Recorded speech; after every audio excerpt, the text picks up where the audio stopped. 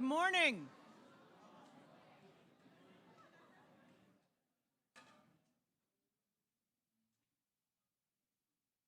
Good morning.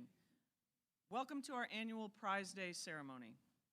Today we will celebrate those values of our school, those ideals that we prize, by honoring individuals who have excelled in opening their hearts and minds, in pursuing excellence through academic, creative, and physical achievement. Those who are being honored today have done exemplary work, but it should be noted that it is the work each of us does every day to support and respect each other, to take responsibility, to steward our community, to seek out creativity, to commit to diversity and excellence that makes our school the place that it is. Yesterday I talked in our final assembly about the 25th year and the idea that, from an Emily Dickinson line, that forever is composed of a series of nows. This is one moment, one snapshot, one time that we've been together this year. It has been wonderful and hard and perfect and tried us and helped us grow. But we have done all of that together. And I am grateful for getting to have this dot in a line that I hope continues for many, many, many more years of time. It really has been an honor to go to school with each of you. I am going to bring up a series of presenters today. They will talk about the awards that they're talking about. They will bring up they're presenting. They will bring up the recipients of those awards. We'll present them. We will do a photo opportunity right here, and we will go through the program in that way.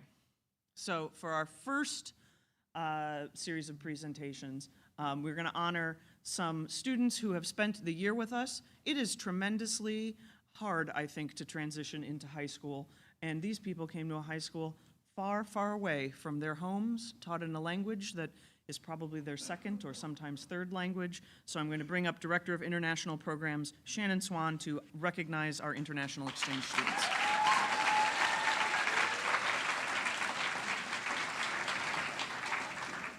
I can help you out. Yeah. Good morning. We are incredibly fortunate at University High School to have students and families from all over the world. This diversity enriches our community and our students' experiences, and it's part of what makes university the special place it is. This past year, 3 international students chose to spend a year with us as exchange students. Each of them embraced the opportunity in multiple ways, through sports and music and theater, in some cases all of the above, and even by volunteering at school events.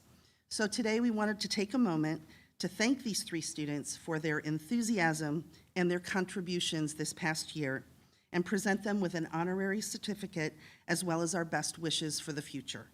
We hope that as they return to their lives in their own countries, they will look back fondly on their year as University High School students and treasure the memories of their time here. Charlem, Irene, and Tung, thank you for being part of our community. You'll be missed.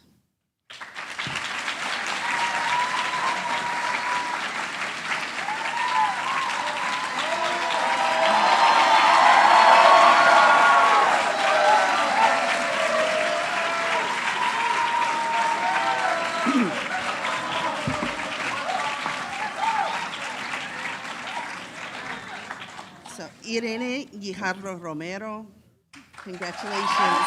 If you want to come over here, we'll take a picture afterward. Tung Vu, congratulations. Charles-Emmanuel Fay, congratulations.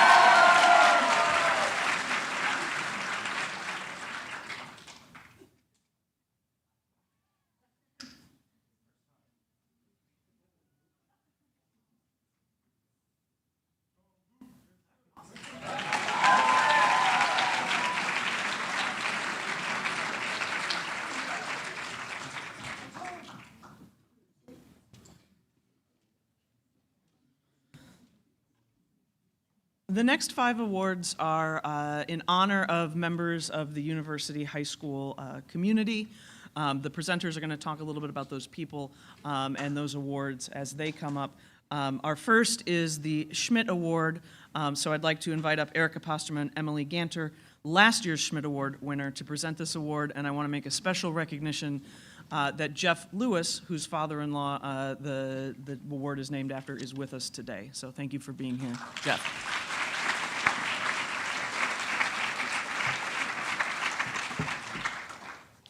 Jeff Lewis, a founding trustee of the school, and his wife Paula initiated the Schmidt Award to honor a University High School junior who demonstrates extraordinary service. This community service award was founded to honor Mrs. Lewis's father, who is a lifelong high school educator with a particular dedication to community service. The Schmidt Award winner receives a plaque and a check for $250. The faculty chooses the recipient at the end of the academic year, and the winner is announced today on Prize Day.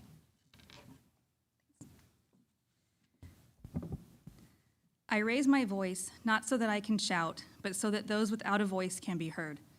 I found this quote from activist Malala Yousafzai, which I feel embodies the heart of what the Schmidt Award aims to honor. This quote also describes the work and dedication put forth by this year's winner. This year's recipient has had a vision of their future from a young age. While those future plans continue to evolve, the core goals have remained unchanged. They want to help others. Although only a junior, this student has already made great strides towards this goal.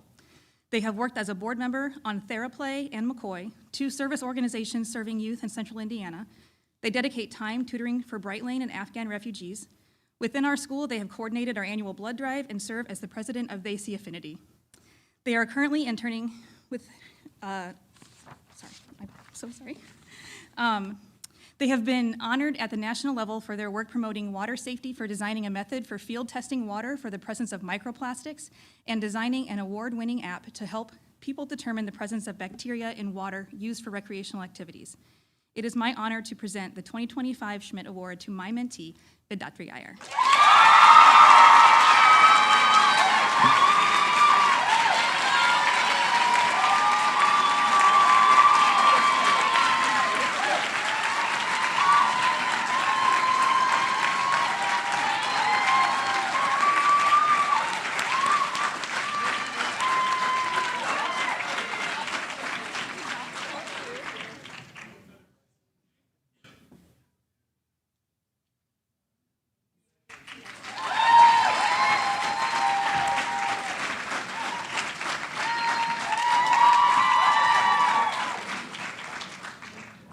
Next, I would like to bring up University alum Christian Moore and Director of Learning Support Services Ellen Wallerstein to present the Kyle Swigo Curiosity Scholarship.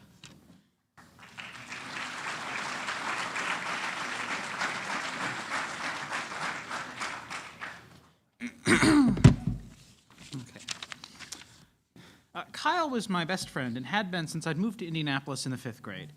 He was exceptionally smart and was driven by his curiosity, exploring topics ranging from Bitcoin and economic policy to the nuances and complexities of artificial intelligence. His neurodiversity was truly amazing and a gift that many of us could never be so lucky to have. Unfortunately, neurodiversity also often has the potential to bring with it various struggles, such as a lack of self-confidence and appreciation of the gifts that you've been given. Kyle, despite his amazing gifts, succumbed to those struggles slightly over 4 years ago today. Without talented neurodiverse individuals such as Kyle and our recipient of this award, the world will be lacking in a great deal of the brightness and wonder that it needs. We celebrate many things on every Prize Day, and it is our hope that this scholarship is an effective celebration in diversity of learning. Neurodiversity is a tremendous gift to be acknowledged, appreciated, and shared with everyone. We believe the candidate for this year's Kyle Swigo Curiosity Scholarship Award for Neurodiverse Students has demonstrated curiosity and has expanded her knowledge in unique, self-directed ways while managing challenges she faced, which gets to the core of what the Kyle Swigo Curiosity Scholarship is about. Thank you, Christian. Good morning, everyone. Today is my honor and absolute joy to present the Kyle Swigo Curiosity Award to a truly remarkable student, someone who embodies the spirit of curiosity, resilience, and growth. 4 years ago, our recipient could be defined as a fiercely independent student. She was on a solo journey, believing that true strength meant facing every challenge on her own. She rejected every overture of support, not out of defiance, but because she believed she had to do it on her own. But her story is not one of isolation. It's one of transformation.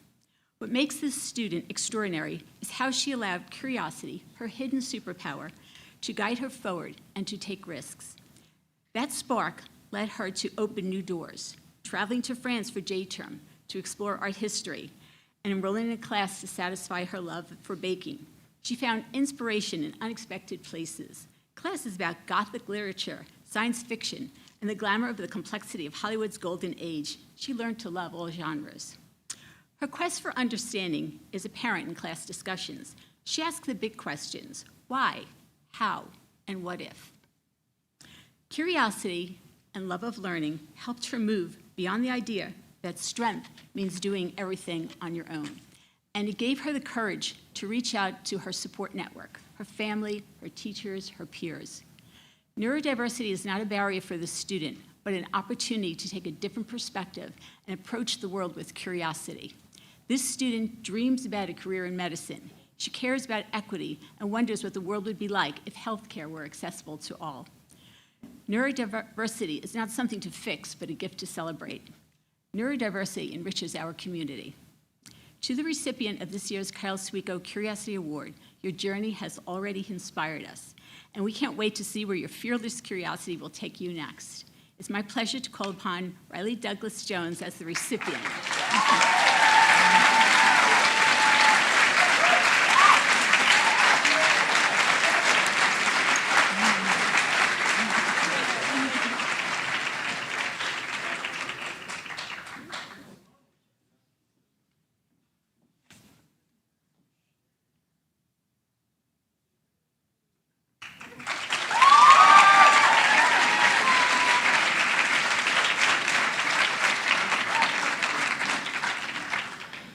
I would like to invite over university alumni parent, friend of the school, longtime supporter, Patty Ray and Dr. Dave Vesper to present the Scott L. Ray Excellence in Science and Mathematics Scholarship.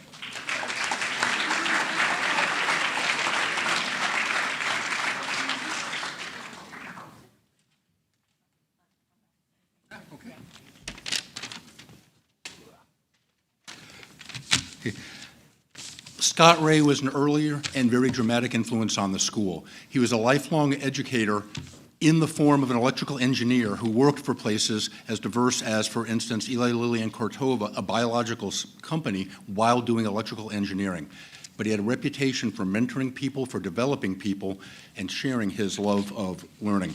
He also, when his students were here, when Abby was here, she would talk about her dad going to Orchard and embarrassing her by doing science experiments for everybody, whether she wanted to or not.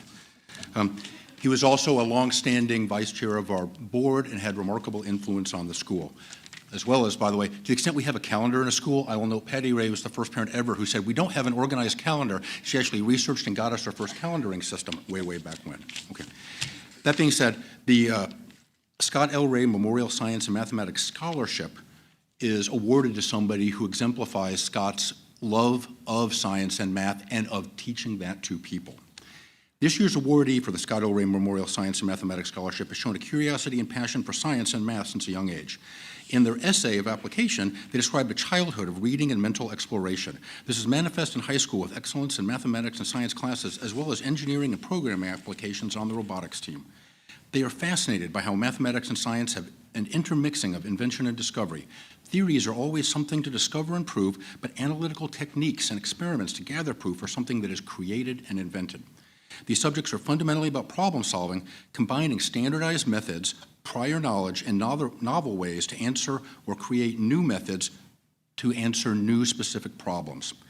They've appreciated the transition from a middle school, where they characterize the science curriculum as bulk memorization, no more, no less, to a school where you have a curriculum based on inquiry and exploration.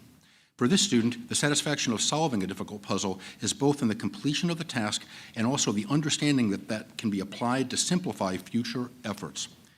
In my class, I've rarely seen a student who is as facile at making connections between new math concepts, previous math concepts, and science in different fields. And beyond making those connections, they have a remarkable ability to verbally articulate and explain equations on a board. Literally, I can write out, this is how we think about it, and they will verbally explain the entire thing in common language and relate it to other things quickly and efficiently. Okay? The details of those connections come quickly. They've also found opportunities to be involved in teaching and mentoring via being a volunteer camp counselor for the past 3 summers at UHS's Rocketry and Robotics Camp.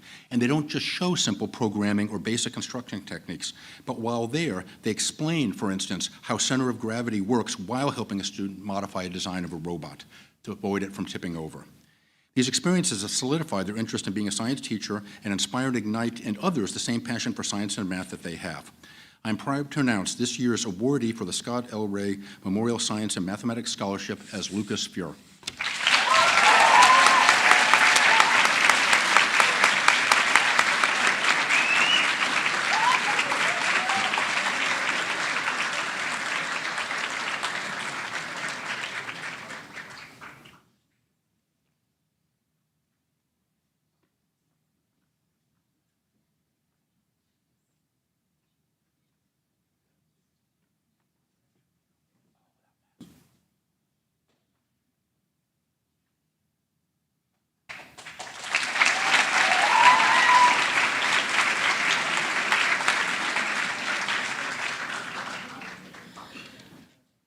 Next, I would like to bring up Director of Admissions Ashley Crockett-Lohr and Assistant Head of School Jamie McDougall to present the Audrey Lupton Community Award.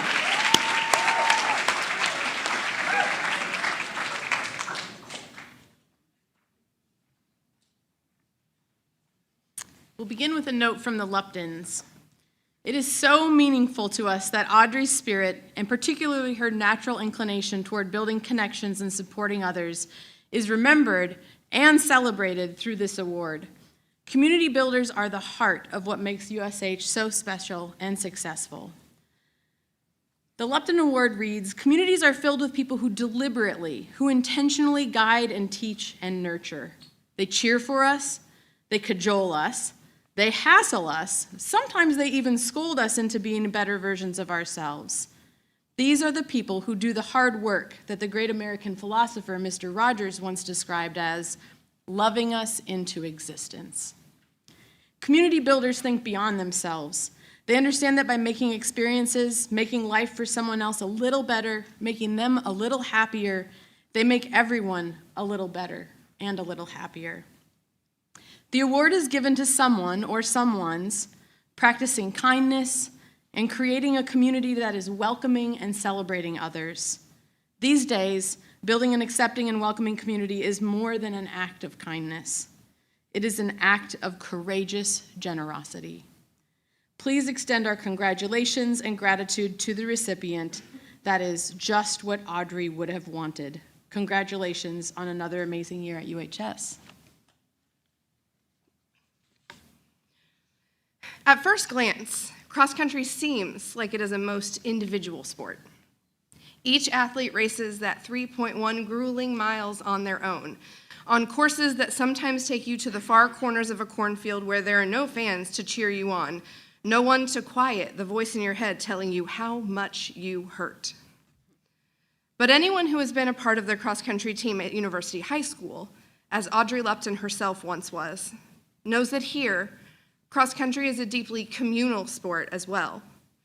Each person on this team knows what it's like to run alongside someone else, finding joyful ways to pass the time on a long run, pushing the pace to see how others will rise to the challenge, giving a high five or a sweat-filled hug to celebrate a race well run, offering an encouraging word to a teammate when it feels like their body just can't go on. Our team's bonds were tested this year when, just after our final race of the season, we lost our touchstone. The person who most modeled the support, the encouragement, and the love that we then had to call on to survive in his absence. Classes were canceled the day after Mikey died, but nearly every member of the cross-country team showed up to school that day to hug one another, to support each other, and to share the enormous weight of this grief. They went for runs, they told stories, they included everyone who had shared in this bond. They kept each other and us going one step at a time. This choice to show up for one another in heartbreak, as in racing, reflects everything that this award, Audrey's award, is meant to honor. Cross country, by the very nature of the sport, is one that teaches us, no matter how big the hill or how deep the valley, having a team to lean on makes anything possible. Cross country friends are not just for a season, not just for life, and not just for this life. This year's Lepson Award goes to the entire 2024-25 University High School cross country team.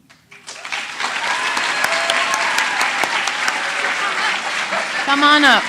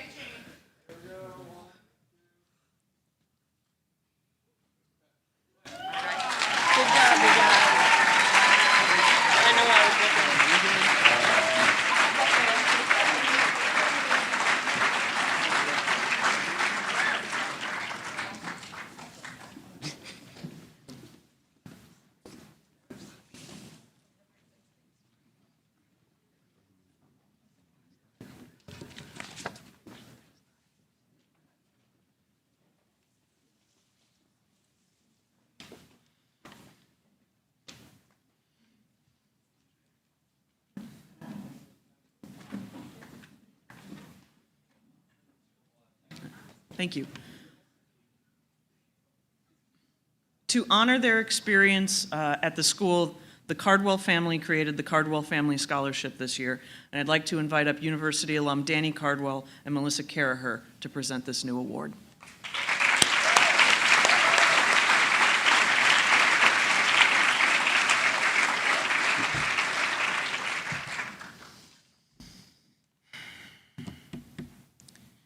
The Cardwell Family Scholarship we have established is very similar to the Core Values Award. Each value is extremely important. It's why we have them. And we want whoever gets it to have all of those values reflected.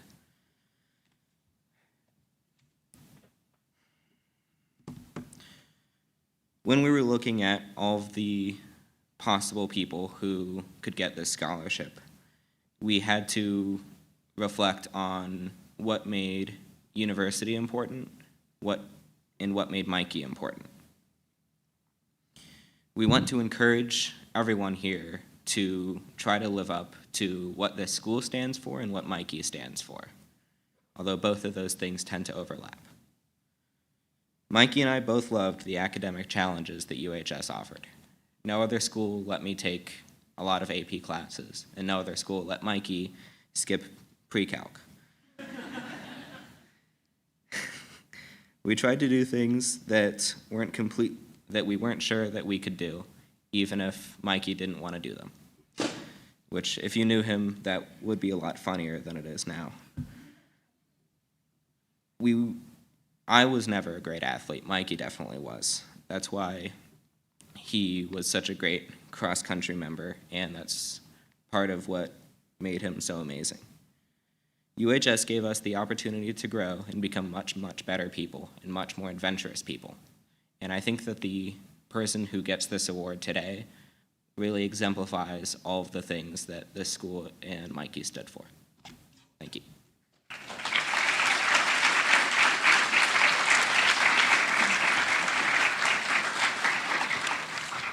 Good morning.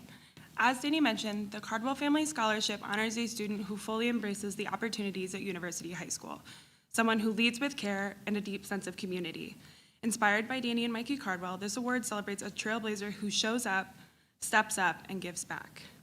This year's recipient is someone who does just about everything, from exploring courses that challenge them and spark interest and curiosity, to extracurriculars like soccer, pep band, theater, stewardship, dance marathon, bring change to mind, and more. They are not afraid to take risks and try new things.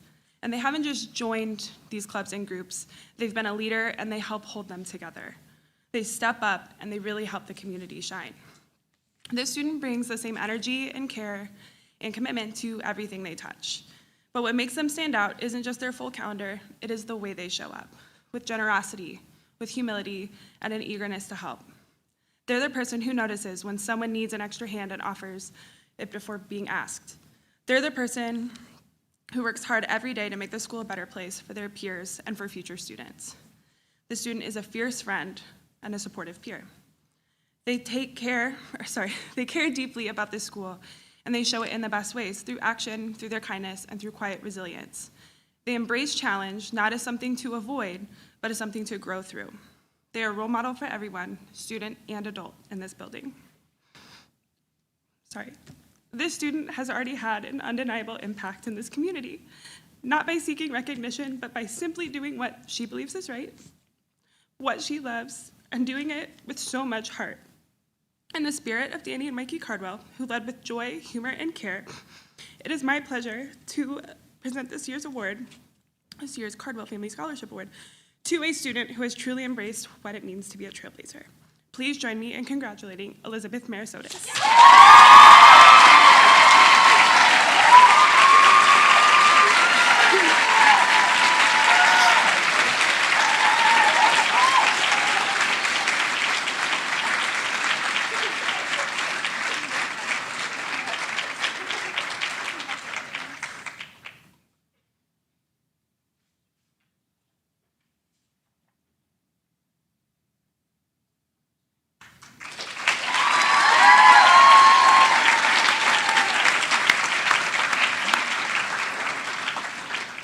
Now I'd like to bring up Dean of Academic Affairs and mentor Chris Bradley for a special core values presentation.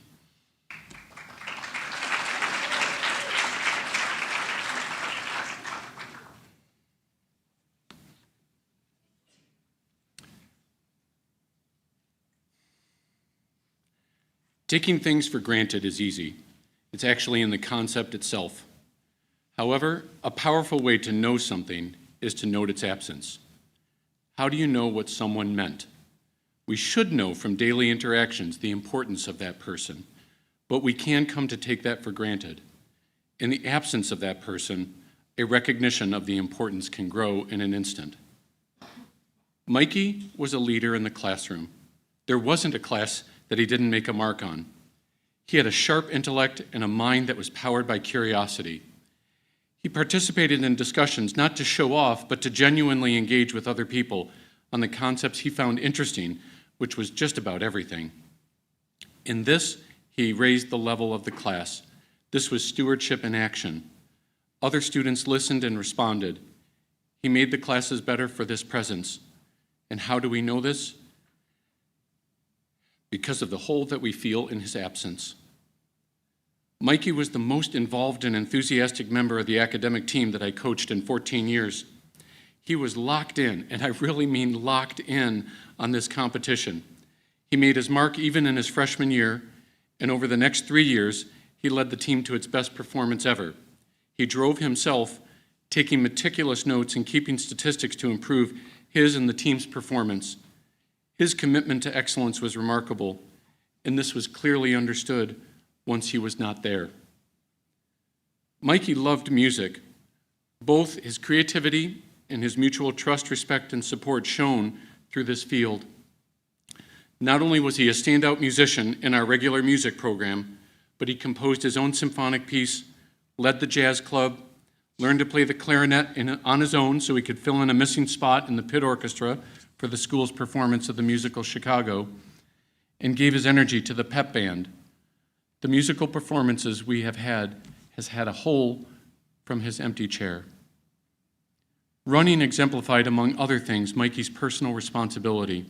He fully committed himself to getting better and improving his times. In this, he found friends on the cross-country and track teams. They took turns inspiring each other, and through these efforts, created bonds which now live on, even in his absence. Mikey loved this school, and he lived out its core values.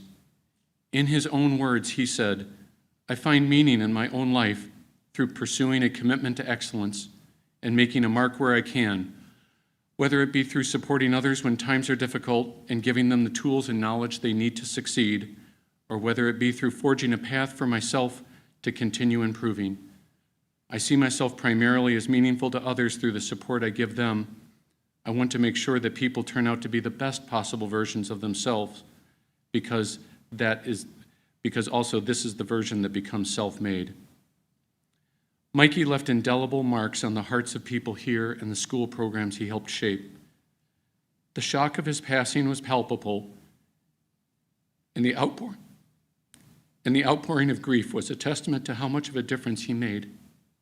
It is my deep honor to present one of the school's 2025 Core Value Awards to Mikey Cardwell, accepting on his behalf as his brother, Danny, from the class of 2024.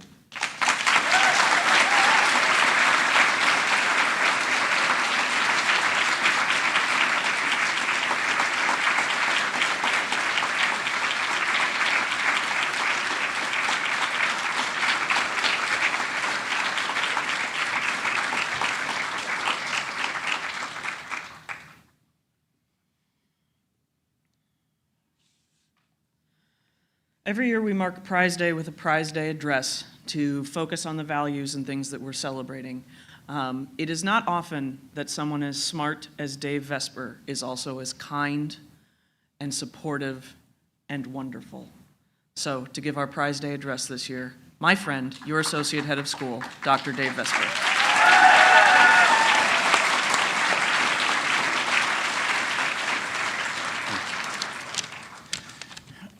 Thank you, Alicia, and thank you, Chris.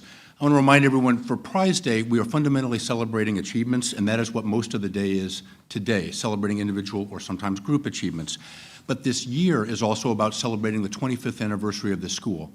And at some level, 25 is absolutely arbitrary. It is a relic of an evolutionary quirk that gave us 5 digits, right, at the end of our hands.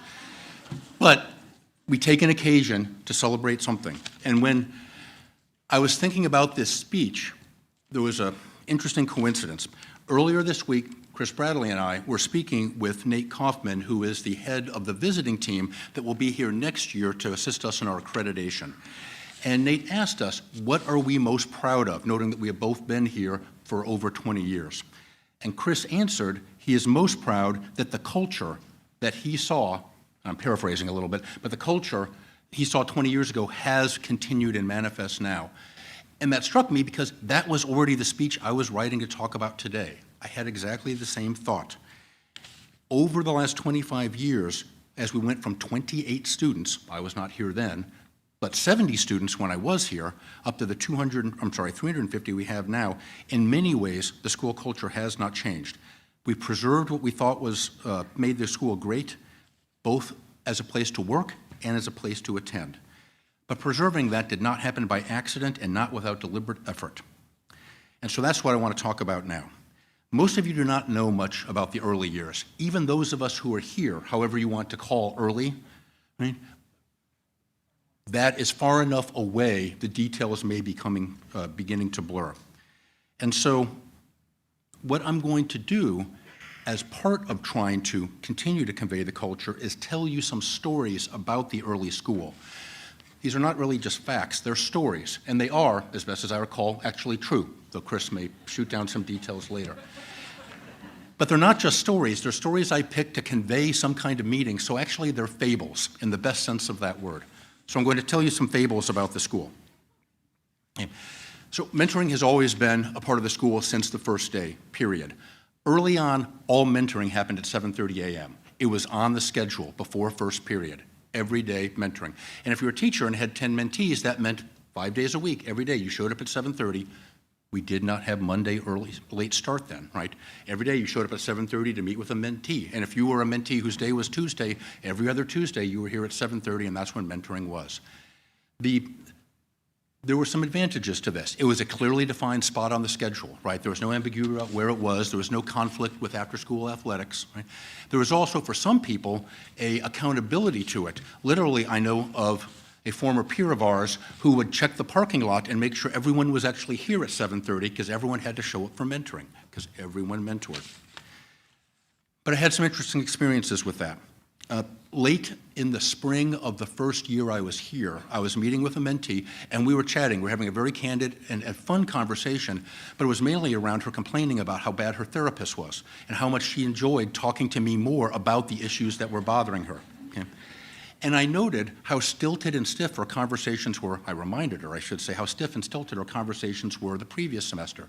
And she pointed out how kind of odd it was to show up at 7:30 in the morning when it was often still dark outside and sit in a room with one-on-one with what might be, for her, at least at that point, a strange male. Right? That was weird. But we got a relationship, and by the second semester it was good. I had another mentee. We had fine conversations, it was okay, but one day he missed. He was late, I don't remember why, I was sick, but we met at lunch. He was a chatterbox. He was very, very different. It was juice, by the way.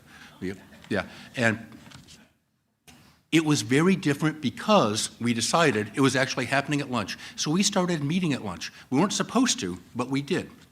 And so while acknowledging what was the good idea of the original plan, later, when we had the opportunity and some other things shifted in the school, we decided to change how we ran mentoring. Mentoring can happen, and it still does often happen at 7:30 in the morning for some people, but the idea of having mentoring during lunch, now flex, which did not exist then, having it during study or after school, that was something we changed in the system because it made mentoring better.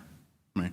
And even, I will be frank, there was just a few years ago, I got some pressure from some people that we needed to move mentoring back to 7:30 a.m. every single day only for the reasons I mentioned before, accountability and ease of scheduling.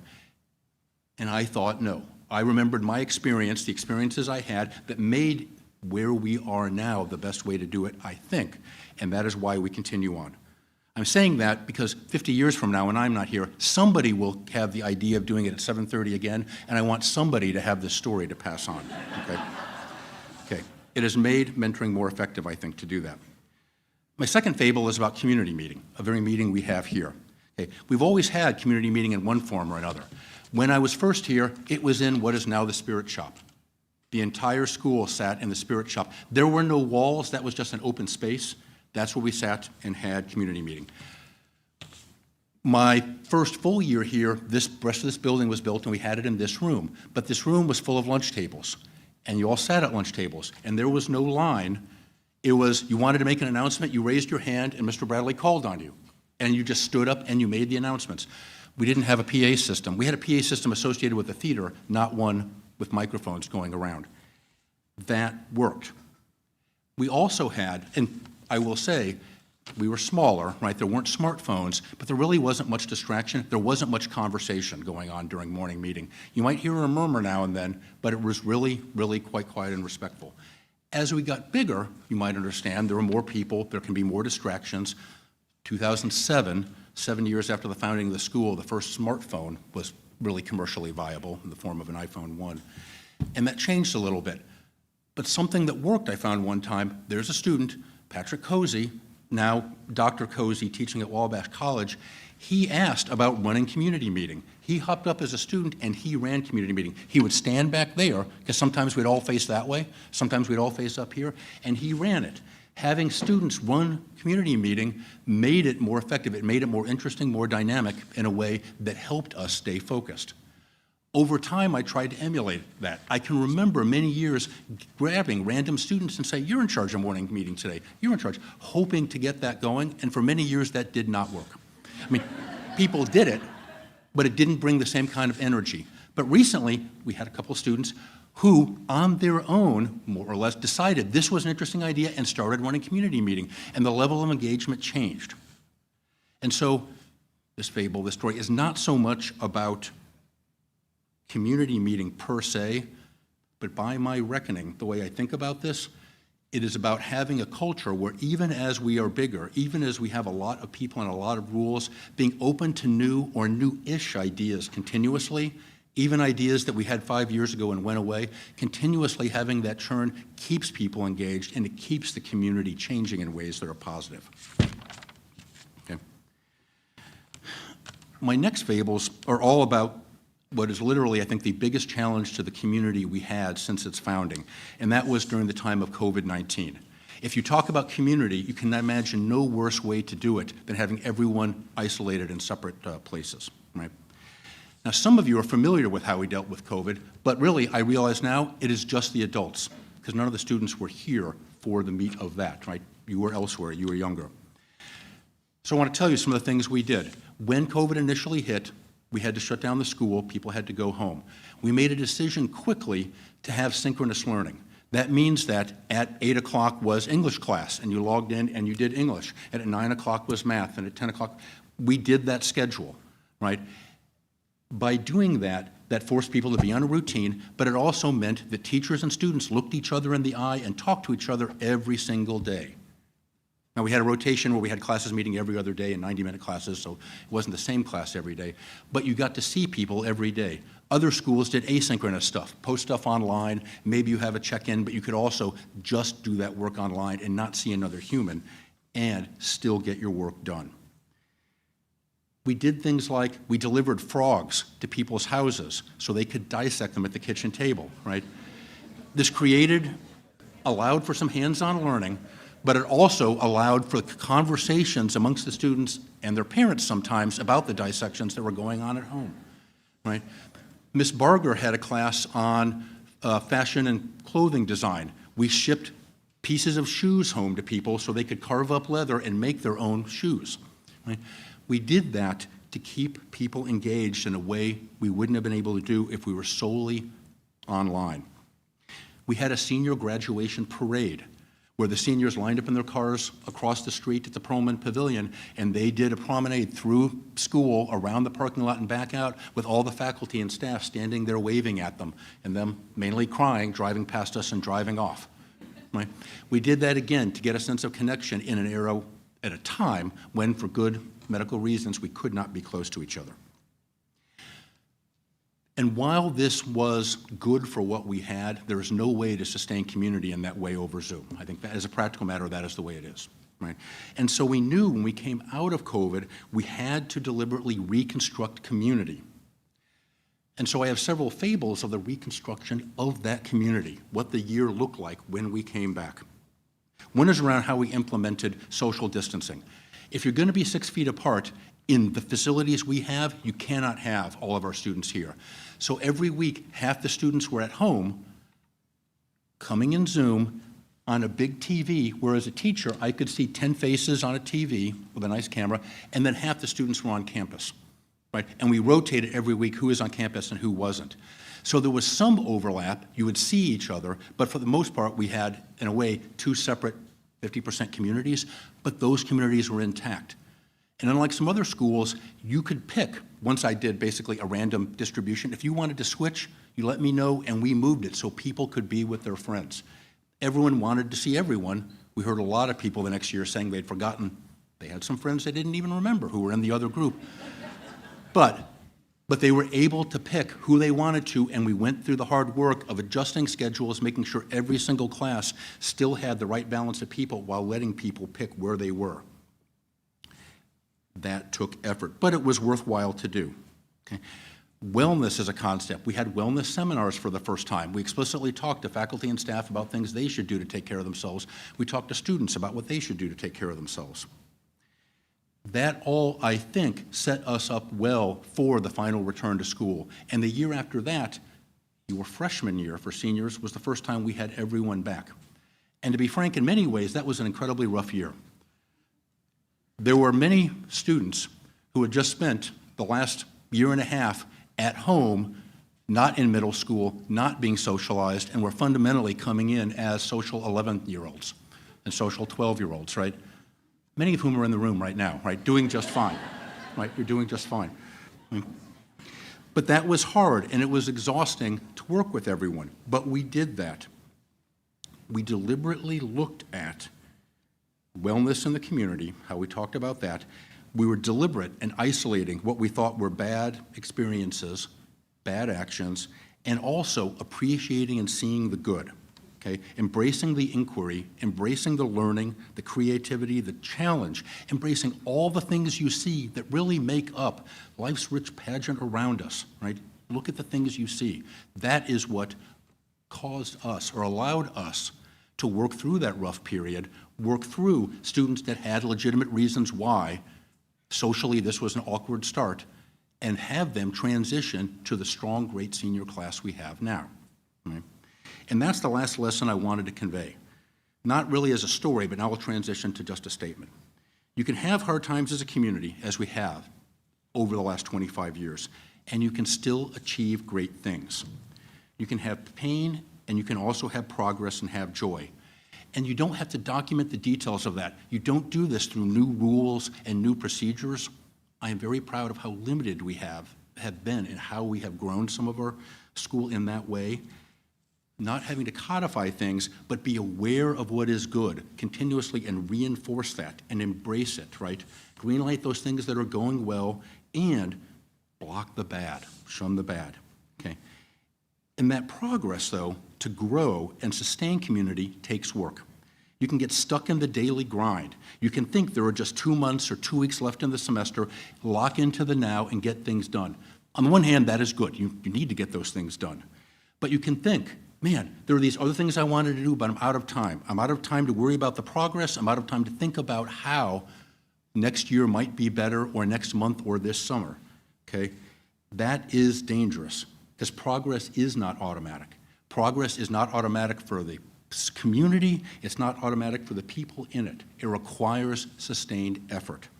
And so, as we, in a few minutes, continue to honor, in particular, our seniors and the great accomplishments those individuals rightly deserve to be applauded for, I also want you to think about and to revel on all the things of this year that have happened and really the great experiences that we have resulted, the competitions, but the sense of community, and think about what it was like 3.5 years ago, almost 4 years ago, right? It felt like a very different school than it is today, all for the positive, right? That is what I ask you to focus on. Thank you.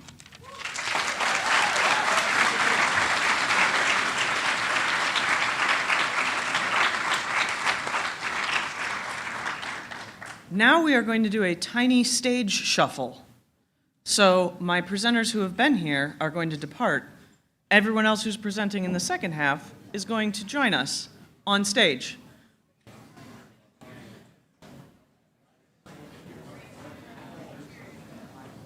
I don't know if we have any tiny stage shuffle music. I probably should have queued that up in advance.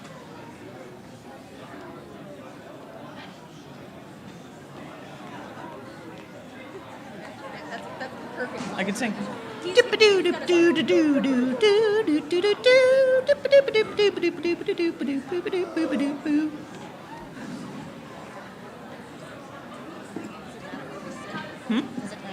No, it does not matter where you sit. Choose your chair.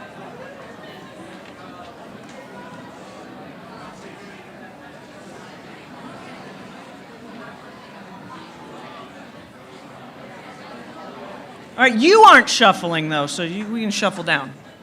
Shuffle back. Shuffle down. Shuffle on.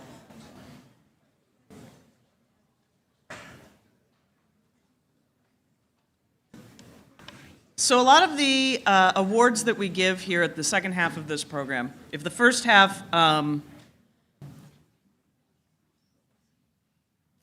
series of awards for the most part, honors people who have had a chance to be in this community and left a mark on it.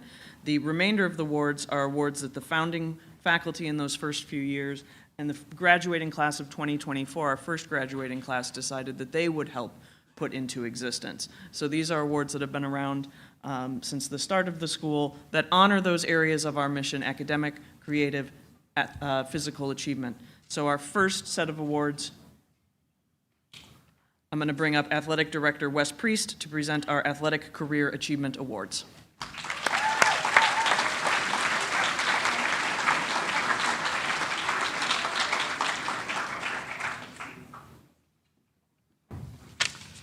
So physical achievement is a core part of university's mission, and the Career Athletic Achievement Awards honor those students who have displayed a commitment to improving themselves and the school through work and performance in athletics. This award is selected by the athletic director and assistant athletic directors, and again, it honors 2 seniors, athletes who have displayed a commitment not just to their sports, but to improving themselves and their school through their athletic performance and commitment. As a freshman, our first award winner played on the girls' softball team. We had a softball team.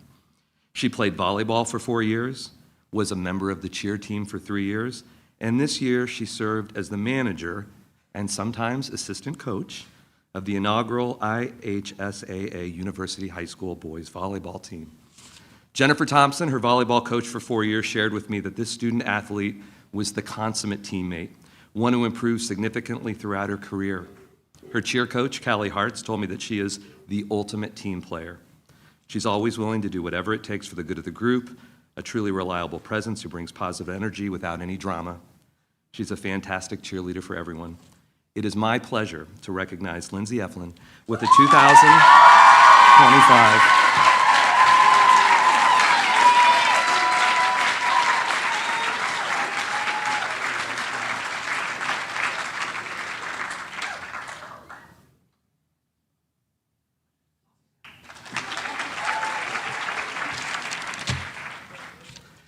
The next award winner was a 4-year member of the boys soccer team. He was a true number 9, if you know anything about numbers in soccer. It's a forward who could hold the ball up, hold play up, distribute to teammates, and also beat defenders with acceleration, and he could go to goal.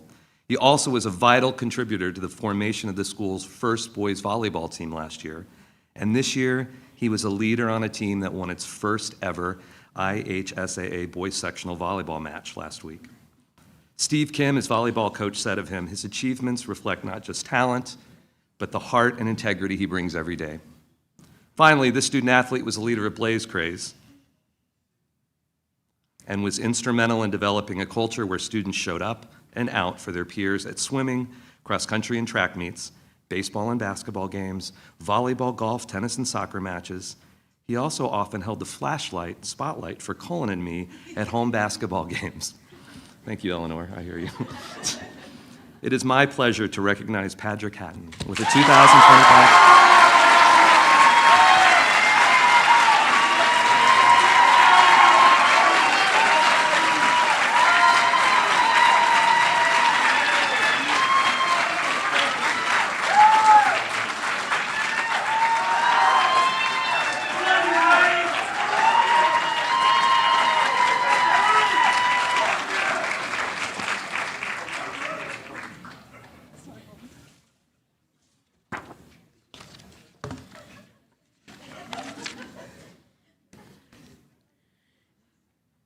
Each year, members of our academic department select a senior who has shown talent, scholarship, and dedication within their discipline. A representative from each department will present those awards. So to begin, presenting on behalf of the English department, university alum, and general roustabout, Henry Johnston.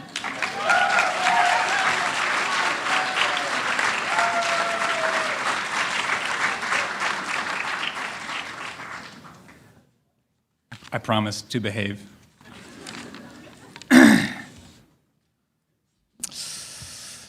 Somebody once told me that if I wanted my speech to sound smart, that I should start with a quote from someone smarter than I am. So I've decided to fill this little speech almost exclusively with quotes from smarter people. Ernest Hemingway once said about his book, The Old Man and the Sea, "There isn't any symbolism in The Old Man and the Sea. The sea is the sea. The old man is an old man. The boy is a boy, and the fish is a fish. The sharks are all sharks. No better and no worse. All the symbolism that people say is," and then he says a swear word. I really heavily considered whether or not I should say it. But he later went on to say, I tried to make a real old man, a real boy, a real sea, and a real fish, and real sharks. But if I made them good and true enough, they would mean many things. The hardest thing is to make something really true, and sometimes truer than true. I reached out to some of the teachers of today's English Department Award recipient in order to get some more quotes to fill my speech. So for the next quote, Alicia LaMagdalene once said, she understands character, voice, no, not Alicia, sorry. This recipient understands character, voice, timing, and conflict, but beyond that, she understands how the little things, the nuances, the size, a turn of a phrase, the way someone stumbles over a word when they are saying something incredibly important reveal the humanity in all of us. I didn't teach her that. No one here did. Sure, we may have given her things to read, offered edits on pieces, or helped her work through aesthetic theory, but she did the real work of studying the world, and she's the real deal. Citation, Alicia LaMagdalene, Creative Writing Fiction, Midterm Comments, 2024. For my next quote, I asked Mike Spiegel if he had any words of wisdom about this student. He sent me a text that was almost completely indecipherable, but it was something about how there was this one time that she wrote a beautiful phrase that made a connection between two separate texts that he hadn't made before, and he was super excited about it, and he couldn't stop referring back to it in his teaching throughout the rest of the year. The quote's not important, but the point is that she's smarter than Spiegel. Great writers are a lot like great people. They're not great because they put the work in. They're not great because they put on the mask enough times. They just are. Because they don't know how to be anything else. When you're around them or when you read them, you're relieved and you're grateful because even if only for a brief moment, the absolute disaster of your life has clarity. That quote's from me. Citation, UHS Prize Day 2025 YouTube live stream link. Although great writers and great people aren't mutually exclusive, occasionally there's a glitch in the matrix and the world is blessed with someone who ends up being both. This student happens to fit both criteria. Perhaps that's because, to quote our late friend Hemingway, she is truer than true. For my final quote, this one from Jake Thurman in email form. He also begins with a quote, so this is like a quote within a quote, like a quoteception. Joan Didion once cleverly stole the title of an Orwell piece called Why I Write for a speech she gave. In it, this impossibly brilliant woman, perhaps my favorite writer who lived after Orwell, this is Thurman speaking, by the way, said that she spent her early 20s, like many of us do, figuring it out. She said, all I knew then was what I couldn't do. All I knew then was what I wasn't, and it took me some years to discover what I was. What she was, she eventually figured out, was a writer. How lucky we've all been to have read or have heard words that Kelly has written these last 4 years. How lucky that Kelly discovered so early what she very much is, too, a writer. So on behalf of the English Department and UHS, I am honored to present this year's English Award to Kelly Trowbridge.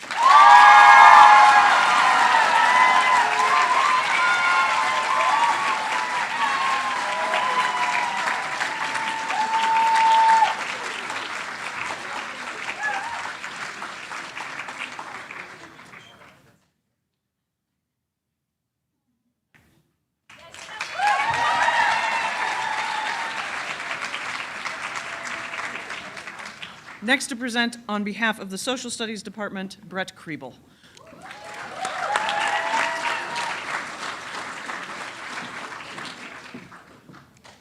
You know, I want to start by saying if I would have known that I was after Henry, I would have asked for a shuffle in the order, so take this for what it's worth. The words are from the heart. So good morning, and today I'm here to present the Charles E. and Rosemary Lanham Excellence in History Award. And I think when we hear History Award, we immediately think of a person who eats, sleeps, breathes the subject of history. You know, they oftentimes take every course that our department has to offer. They read about historical events in all of their spare time. They simply love history and everything about it. And quite honestly, we oftentimes have a winner who is that person. And as a department, it's a pretty cool thing to see. But there can also be a different type of history lover. Someone who enjoys history, but maybe not just pure history. Someone who feels the need to understand and make sense of events by understanding what might make people react the way that they did or that they do. Someone who might be more interested in the social sciences like sociology and psychology. Our History Award winner today has taken many classes that our department has to offer and of course did very well in all of them. But it's the second type of history lover that I've mentioned where this person really shines. I first met this awardee junior year in AP Psychology, sitting right in the front row, which is always a good sign, by the way, and always had an insightful comment or a question or an observation, some of those were questionable, about whatever it was we were discussing that day. And I also knew I could always count on that person to draw one heck of a Sigmund Freud or Wilhelm Wundt inspired hand turkey on the back of every test we had that year. So as you might expect, when they approached me about being their faculty advisor for their Research Scholar project this year, I jumped at the chance before I even knew what the topic was going to be. But what a topic it was. It was their need to understand the whys of human behavior and their own response to a personal experience with traumatic loss that inspired them to do a very deep dive into the process of grief and grieving. Their need to have a better understanding of what grief is and why we each grieve so differently fueled their passion for this project. In their paper entitled The Neuroscience of Grief, Understanding the Brain's Response to Loss, they spent many months researching the psychological and neurological effects of grief on our body and our brain. They explored therapeutic interventions that are now available to people who are grieving and how we can achieve positive personal growth following a loss in our lives. The result of this research, quite frankly, was one of the best research scholar papers I've ever had the privilege to read. And I want to share just one tiny piece of the author's conclusion, which I believe is a perfect representation of what makes this individual so special.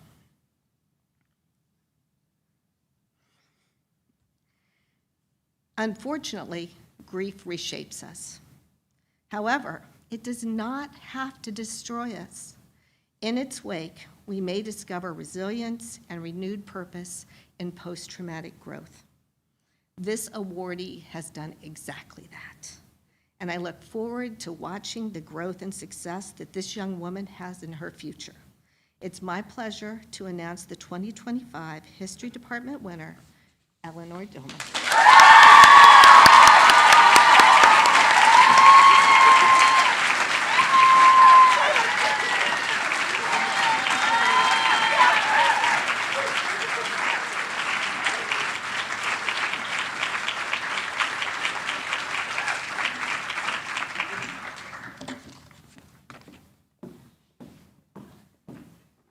To present on behalf of the World Language Department, Spanish instructor Mercedes Muñoz Peredo.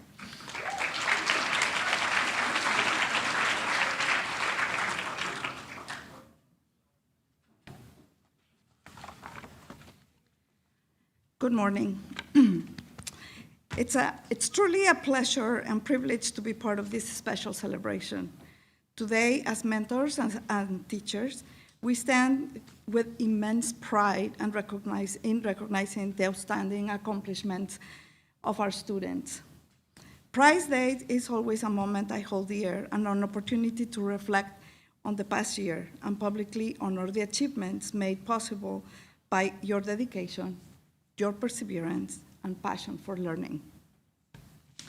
Each year, the World Language Department faces the difficulty but inspiring task of selecting a recipient for our departmental award. At UHS, we are fortunate to teach many exceptional students, and choosing just one is not easy. As Abigail Adams, wife of President John Adams, and visionary in her own right, once said, "Learning is not attained by chance. It must be sought for with and/or diligence." This quote perfectly captures the spirit of this year's honoree. I have had the joy of teaching this student for the past 2 years. Her commitment to Spanish extends far beyond the classroom. She participated in IU Honors Program in Spain, as well as our school's first ever student exchange program in Madrid. Currently enrolled in AP Spanish Literature and Culture, she demonstrates not only academic excellence, but a deep appreciation for language as a gateway to understanding culture and connecting with others. Her motivation is not driven by grades alone, though they are certainly outstanding. What sets her apart is her genuine care for people, her belief in a better world, and her desire to use her voice and talents to make a difference. In addition to the departmental award, she has been recognized with the Outstanding Spanish Student Award from the American Association of Teachers of Spanish and Portuguese, an honor that acknowledges both academic excellence and meaningful community engagement. But by the way, speaking of Portuguese, this recipient also speaks Portuguese.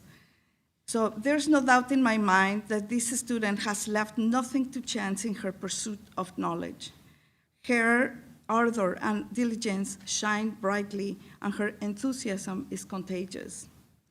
It is my great honor to present the World Language Departmental Award to Bia Machado Lacerda.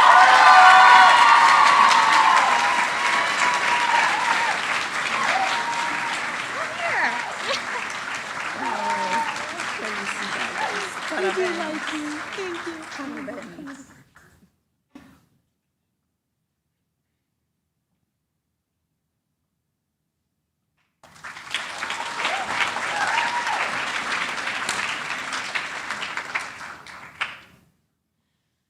To present on behalf of the Science Department, our other PhD astrophysicist, Dr. Brandon Hogan.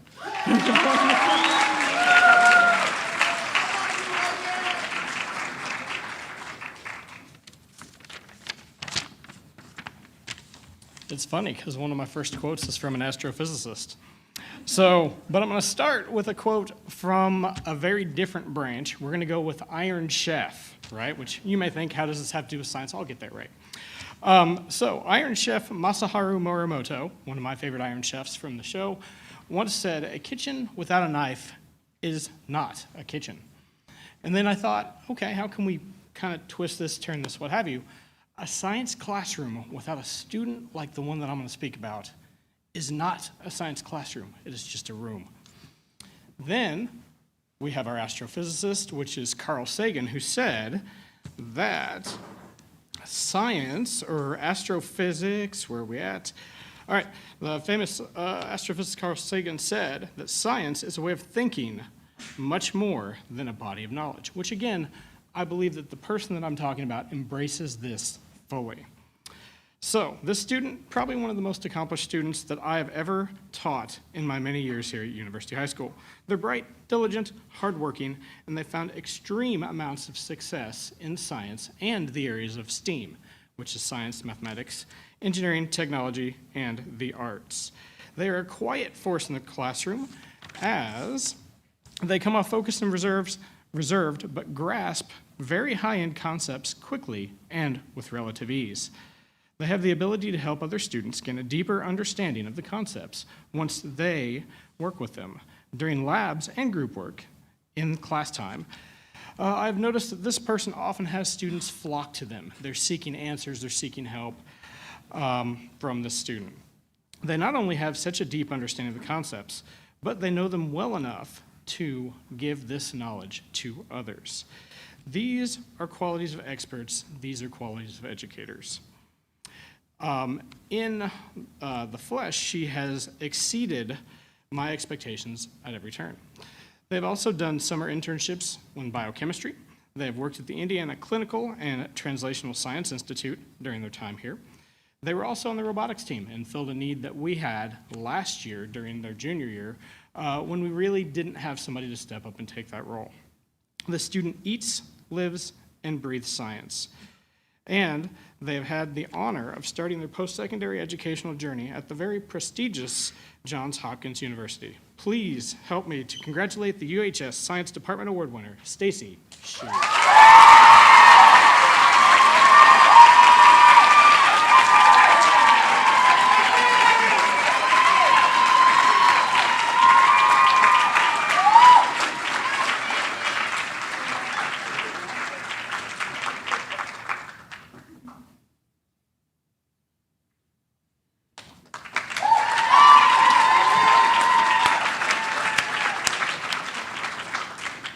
Now to present on behalf of the math department, the other Hogan, one may say the superior Hogan.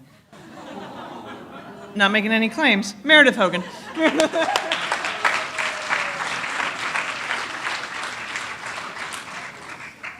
Good morning.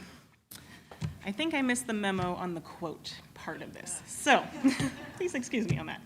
It is my pleasure to speak today about a truly remarkable student, someone who represents the very best of what we hope to see in young scholars. This student has completed every math course offered here at UHS, not because they had to, but because they wanted to push the boundaries of their understanding and challenge themselves at every opportunity. From day one, this student's bright, inquisitive, and resilient nature has been undeniable. They approach each subject, each problem, and each challenge with determination and a quiet confidence. They are the kind of student who doesn't wait for opportunities to find them. They create them. A true go-getter, this student takes initiative, sets ambitious goals, and follows through with unwavering focus and hard work. With a natural aptitude for math, they navigate complex concepts with ease and curiosity. But what sets this student apart isn't just their intellect, it's their independence. Rarely needing instruction, they take it upon themselves to explore material deeply, ask meaningful questions, and think several steps ahead. They take full responsibility for their learning and hold themselves to the highest standards of excellence. Yet, despite their outstanding achievements, they remain grounded, humble, quiet, and kind. They do not seek the spotlight, and they lift those around them with their calm presence and thoughtful actions. They are a role model not because they try to be one, but because they simply live each day with integrity and purpose. They know who they are, they know where they are going, and they stay the course with admirable strength and clarity. I have no doubt that wherever their journey takes them next, as they step through the Fitz-Randolph gate, they will continue to excel at all they pursue. Please join me in recognizing and celebrating this year's Math Award recipient, Emily Ganter.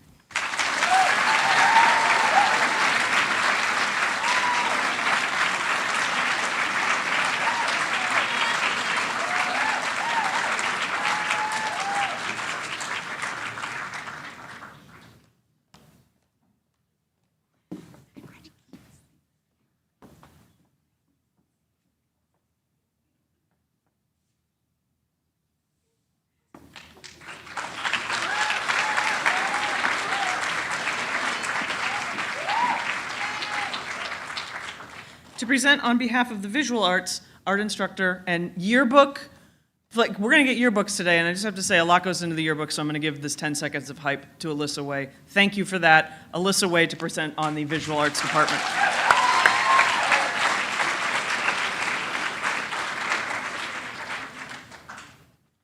Good morning. Oh, look, I get to do it. I get to not talk about yearbook.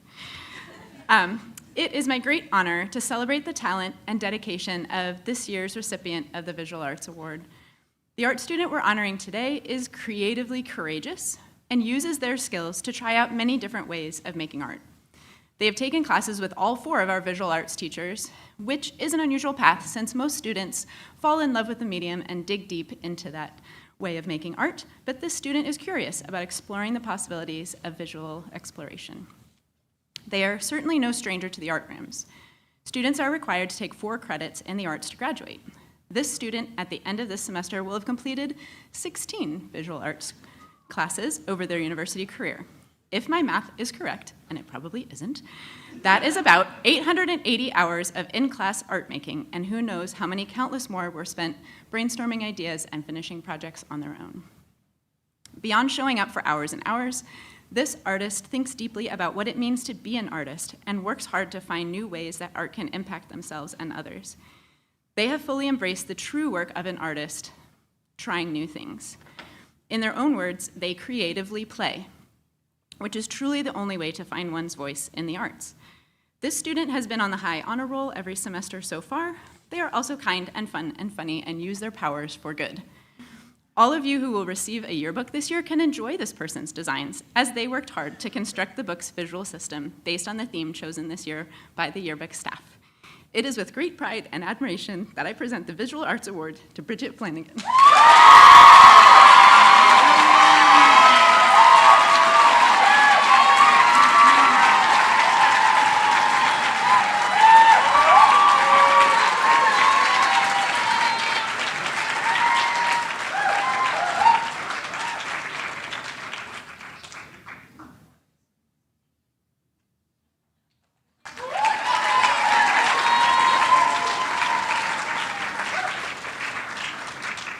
To present on behalf of our Performing Arts Department, the dynamic duo of Daniel Knox and Callie Hartz.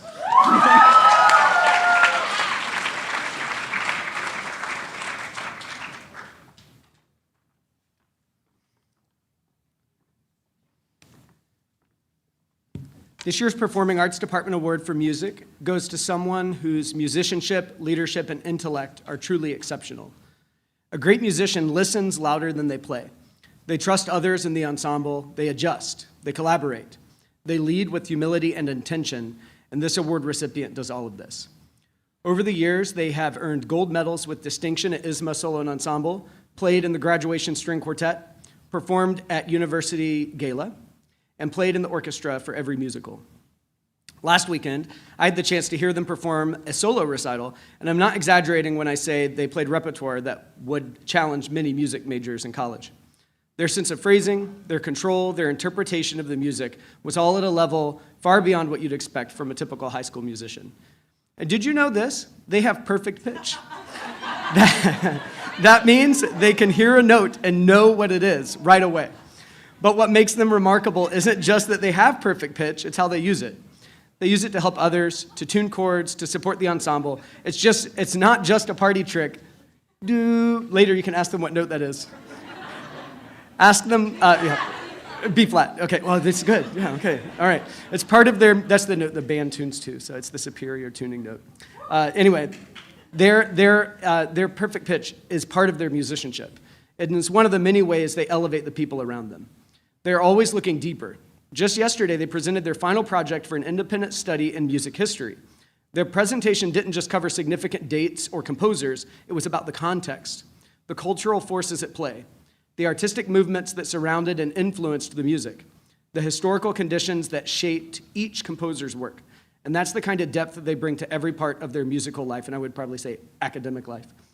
They are someone who listens, someone who helps, someone who takes the time to understand the context. They lead through preparation, insight, and care. They encourage their friends, they make space for others, and they've been a role model in rehearsals, in the pit, and on the stage.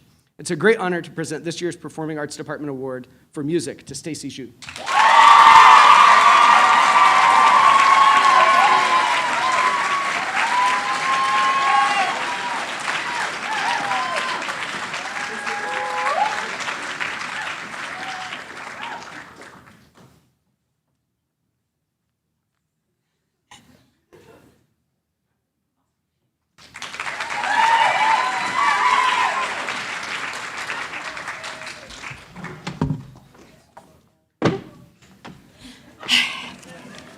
Okay, I know there's an over-under on whether I'm going to cry or not, so We'll see how this goes.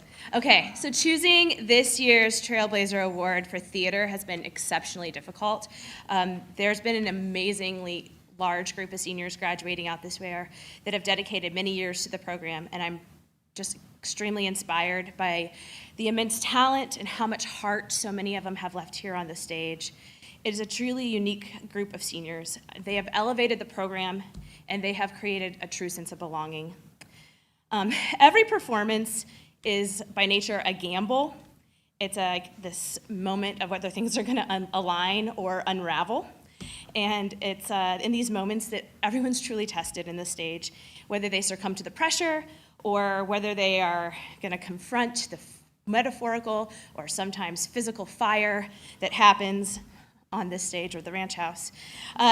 This year's recipient has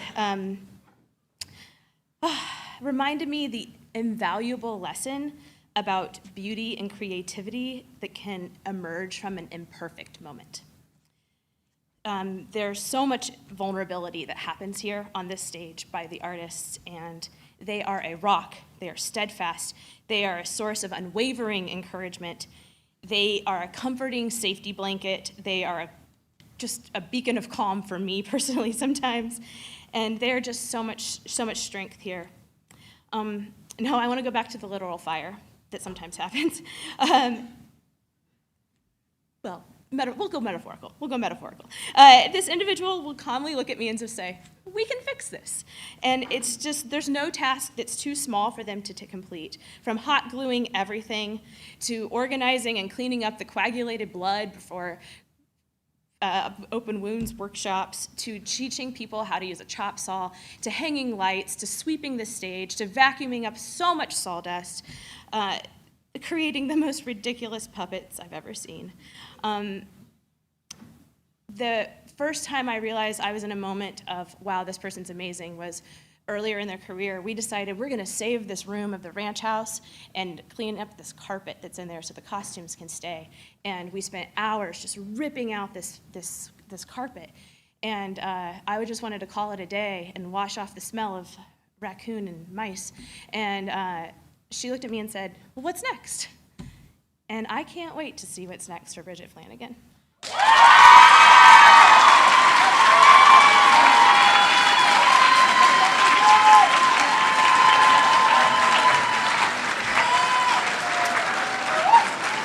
And just so you know, for the remainder of the Stage Blazer career, for me, there is a fanny pack that the stage manager wears. It's forever going to be called the Flanagan pack.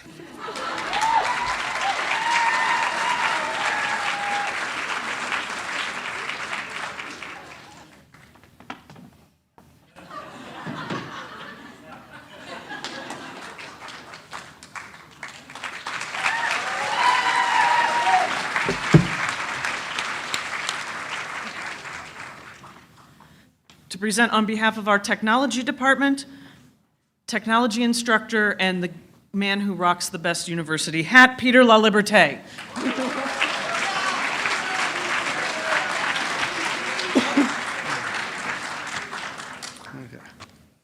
This year's recipient of the Technology Award is someone that has not only been part of the technical theater department, but has also been part of the robotics team for the last 4 years.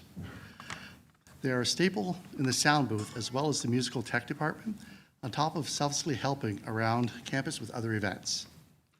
They have gone out of their way flying to conventions to get certified in console lighting software, where they put to good use for their outside of university high school gigs for lighting design. I'm happy to present this year's Technology Award to Brandon Clegg and look forward to hearing about his future successes.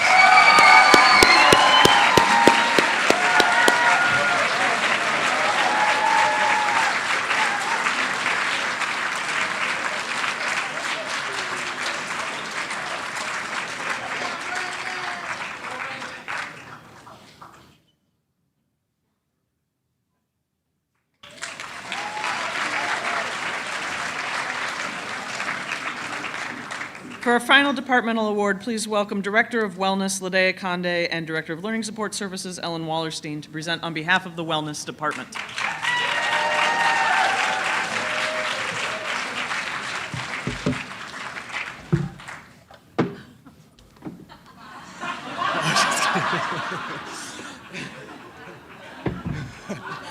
Just kidding. All right. Good morning, everyone. As we gather together to celebrate excellence across academics, athletics, and the arts, I'd like to take a moment to highlight something equally vital: wellness. In today's world, prioritizing mental health and well-being in our schools is not just important, it's essential. Wellness work helps create environments where students can show up as their full selves, feel supported, and learn the skills to care for their mental, emotional, physical, and spiritual health for life.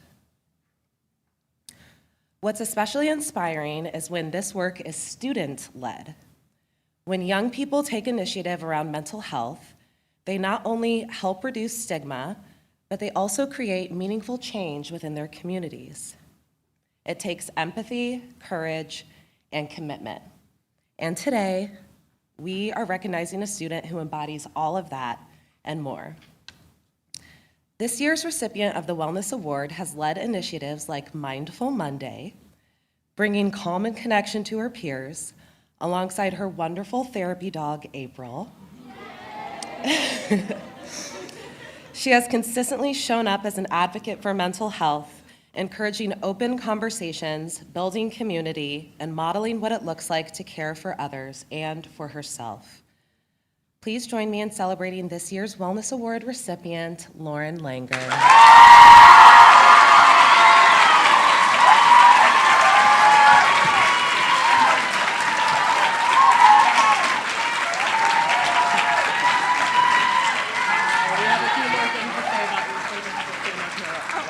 But wait, there's more. This year was a pivotal year for Bring Change to Mind under Lauren's leadership as president. She has brought recognition throughout the state to the UHS chapter of Bring Change to Mind. Forgive me for reading, but I'd like to share the words from the Bring Change to Mind Youth Leadership and Resiliency Manager, Annie Cole, and the Bring Change to Mind Regional Representative, Abby Johnston. Lauren has shown an unwavering dedication to reducing the stigma surrounding mental health.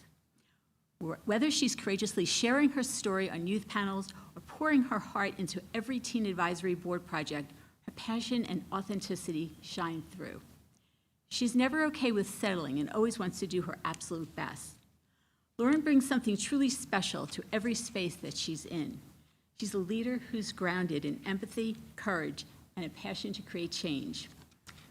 Lauren has poured her time and dedication into initiatives that destigmatize mental health.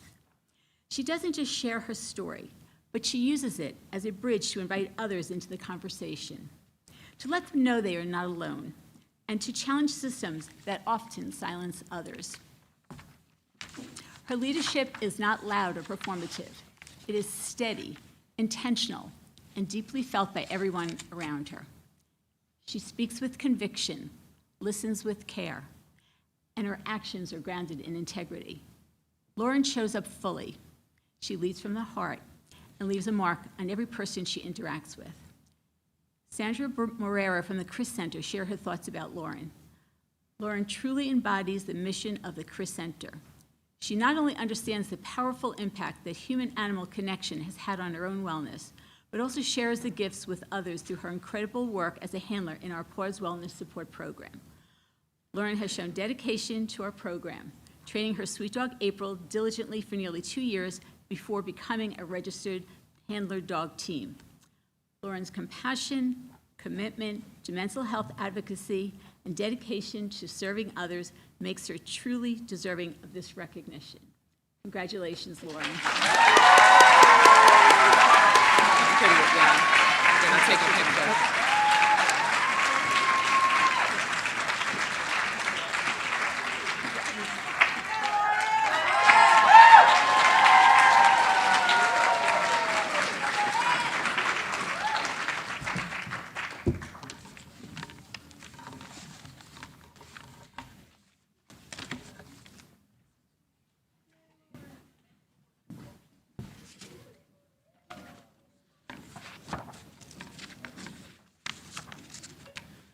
When they sought to start a high school where students were taken seriously and placed at the center of their educational experience, university's founding trustees began with a series of enduring values they hoped each community member would live out. Each year, University High School honors the vision of our founders by presenting Core Values Awards. These awards are given to senior students chosen by the faculty for their commitment to and embodiment of university's 6 core values: diversity, excellence, creativity, stewardship, personal responsibility, and mutual respect, support, and trust. I will call each mentor and recipient up to the stage, and the mentor will formally present the award. For our first recipient, please will Wes Priest and Elgin Phillips please join me on stage.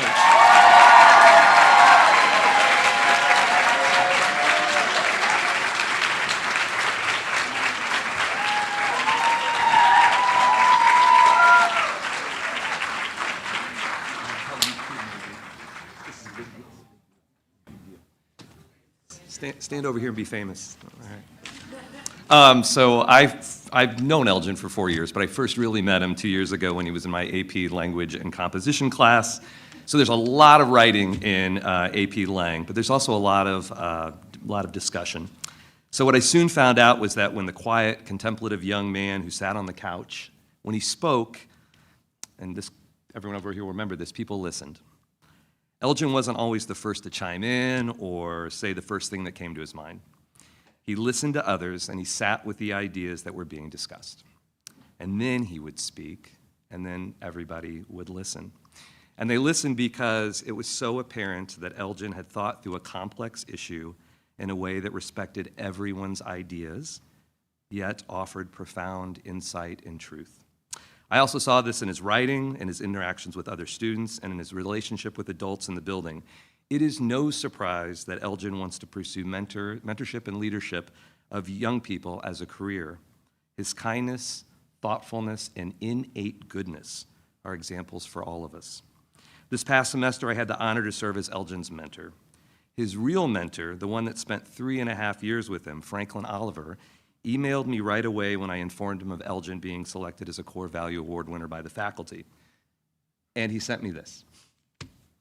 From his first semester at University High School, Elgin's skills and gifts were obvious to the adults here. Teachers could immediately see his introspection, depth of insight, and profound cleverness. It took a bit longer for his peers to recognize that Elgin was truly as kind and caring as he seemed. Could anyone actually be this nice? Well, Elgin is. His dedication to our community is real and manifested in his commitment to living out every one of our core values. It's a rare and precious reality that everyone who knows Elgin likes him and appreciates him. Those of us who know him well admire him too.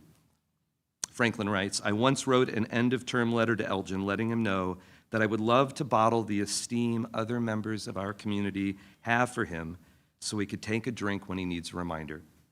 I am incredibly grateful that he doesn't need that bottle anymore. This Core Values Award is an even better indicator, and it is entirely deserved. It absolutely is, Elgin. Congratulations.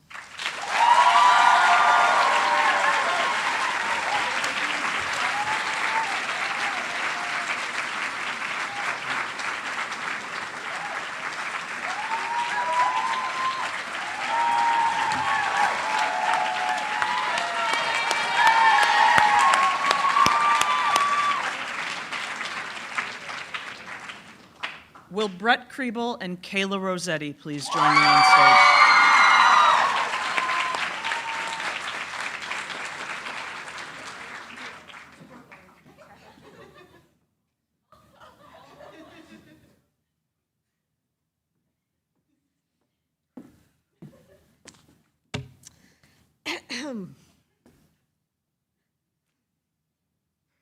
So just a few short years ago, I swear to God, it was a blink of an eye, I welcomed 4 new, amazing freshmen into my mentor group. And of course, I loved them all immediately.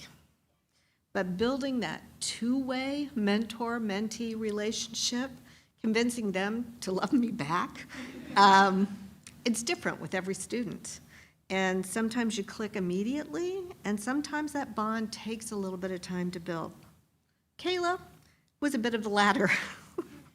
Someone who always showed up for our mentor meetings that first year, but who was a master at steering conversation back to basic talk of classes and grades and those kinds of things, and away from icky things like feelings or personal events that might be happening in her own life.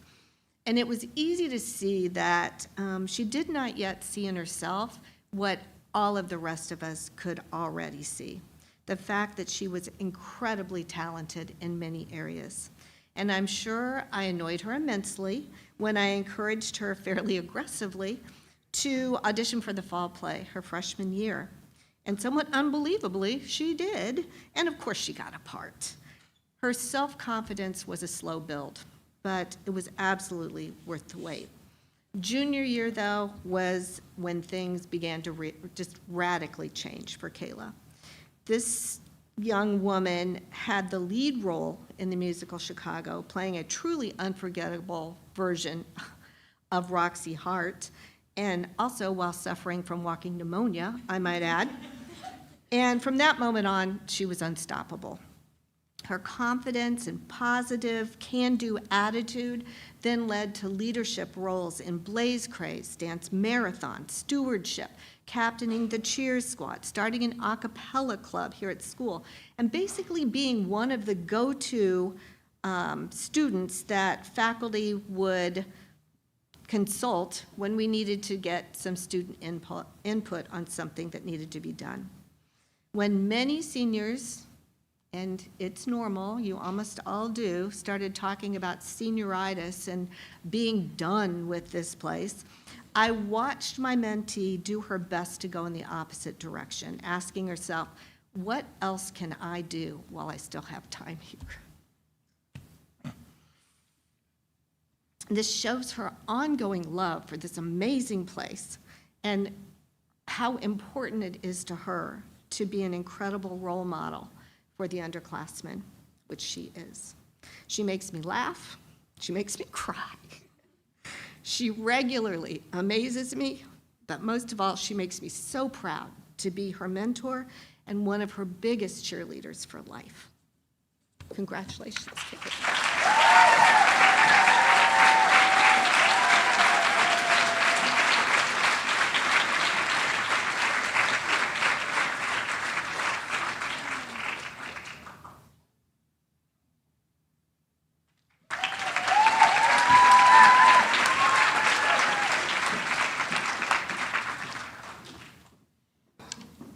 Will Carolyn Bradley and Kelly Trowbridge please join me on stage?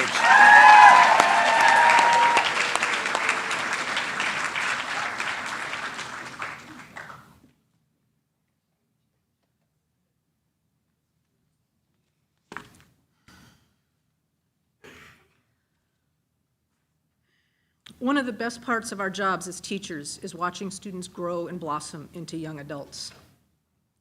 I've had the pleasure of seeing this growth in Kelly, starting with goals she stated early in her career at university.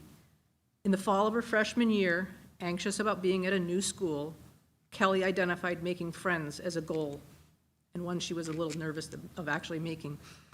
At the start of her sophomore year, she identified stewardship as a core value she could work on more, and expressed a desire to get more involved in the school and the community.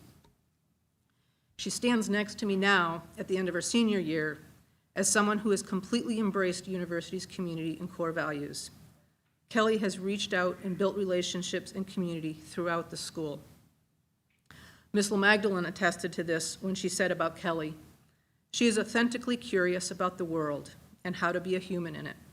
Because of that, she commits daily to be the best version of herself, to appreciate Whitman's vast multitudes, to care for this place, and take responsibility for it. She tries each day to make all of us better. Kelly has been an integral part of the cross-country team for 4 years. And we've heard some about that already, where her epic playlists, her team tutus, and runs to the murder shed have served as a catalyst to building lifelong bonds within the team. Kelly, along with Paulina, revived the daily playing of Quiddler at lunch, which is, by the way, one of Mr. Bradley's favorite parts of the day.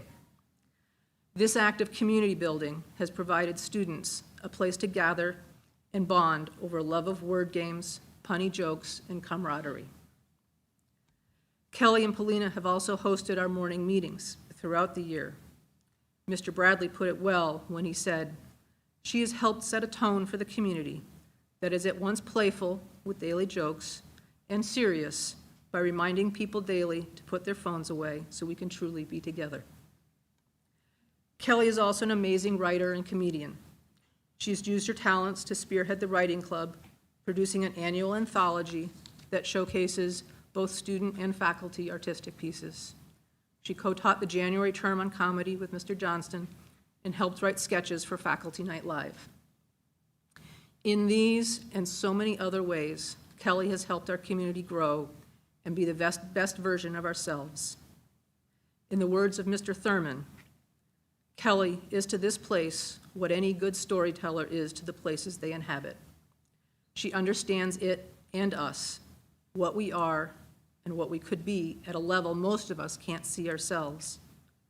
Instead of just using that gift of sight for herself, her writing, or her own relationships, she used it for the benefit of all of us. And while we are undoubtedly worse for losing her next year, we are all so much better for having had her here at all. In recognition of all she's achieved, but also of all she has given, I'm honored to present Kelly with a Core Value Award. Congratulations.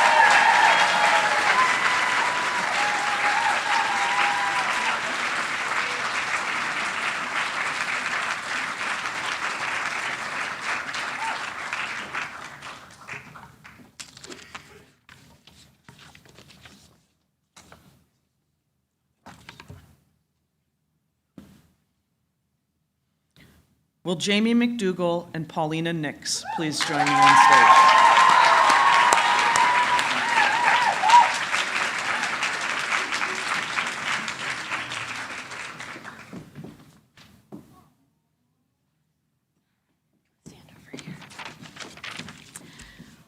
4 years ago, a line of 3 seemingly quiet souls lined up in front of my desk in room 104. Without a word, they each walked up, handed me a rock, and walked away. That alone was odd, but a few days later, the same line of silence formed.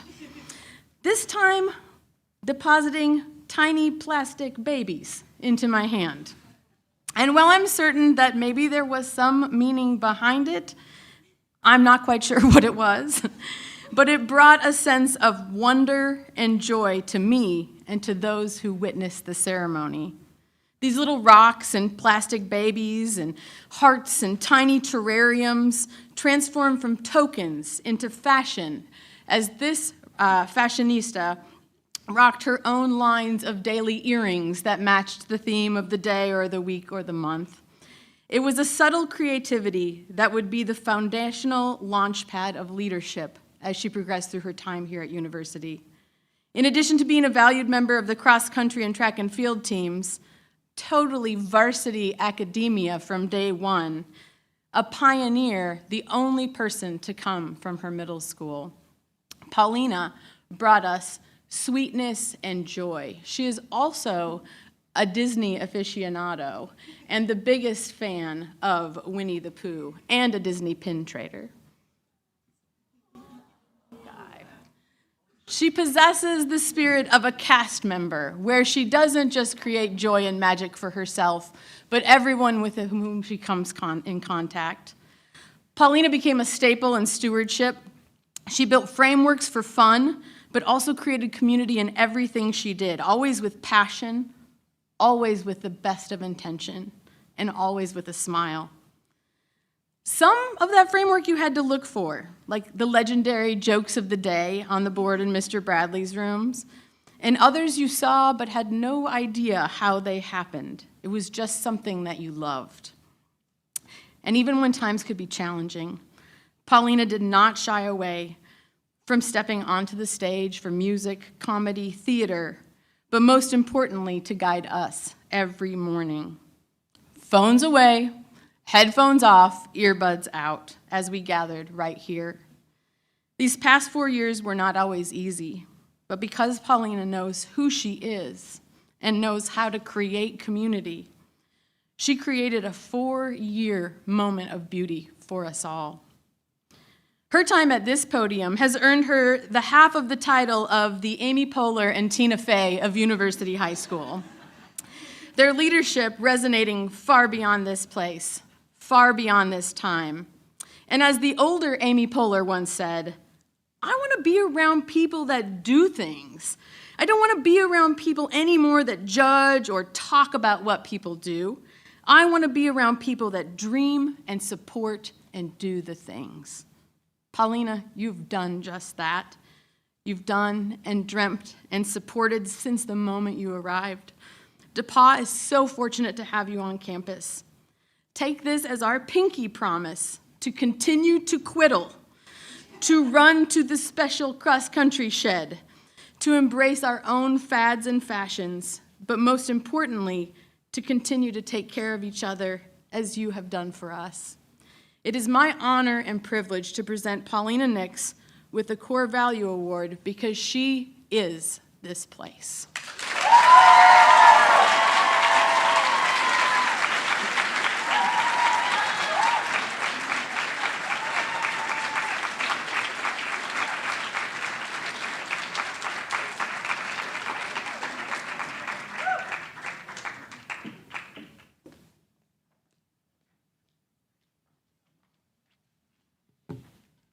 Will Stacy Zhu join me on stage?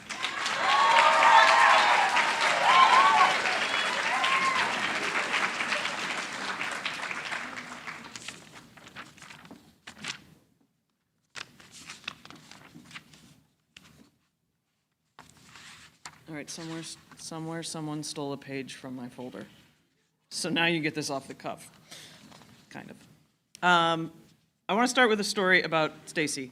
So I met Stacy's parents before I met Stacy. They came up to me on new faculty welcome, new student orientation and welcome, and they were very, very concerned that their child who had spent half of middle school in China and half of middle school at Park Tudor was going to be too shy to get involved in anything at University High School. Their concerns were misplaced. You've done DECA, you've done academic team, you played volleyball, you've been on stewardship, you've done robotics, you've taken 12 AP courses, you've had near perfect grades. You had a moment of either weakness or boldness when you dyed part of your hair pink sophomore year. You had, I mean, it's true. You have amazing musicianship on both the cello and piano, and I actually just learned that you have perfect pitch because that's not come up in anything we've talked about, but that's pretty, I don't know. I didn't know, like I learned this today. But beyond all, I do not have perfect pitch, by the way, but beyond all her accomplishments, what truly impresses me about Stacy is the way she thinks about this place. One of the cool things I get to do in my job is talk to a lot of parents about what they love at this school. Parents of younger students of Asian and Pacific Islander heritage have cited the AAPI affinity group, which Stacy helped found, as a game changer for their students. They talk about how affirming it is to have their children see people who look like them and speak languages like them and share culture with them at university.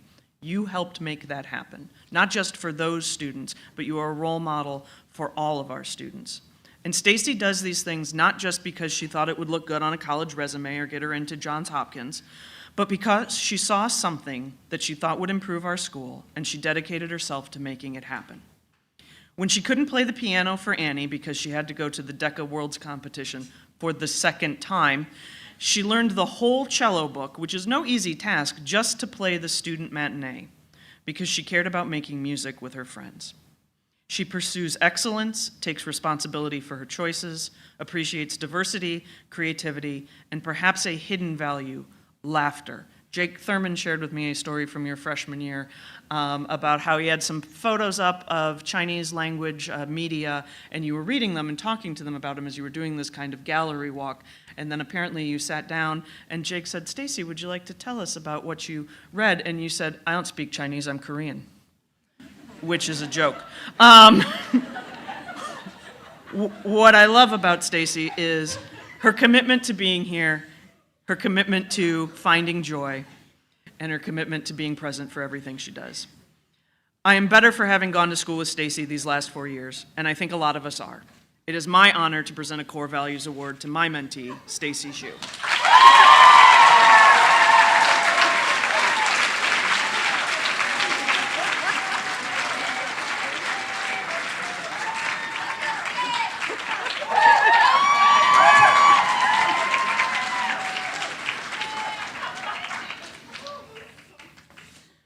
Finally, will Justin Blanding and Tung Vu join me on stage?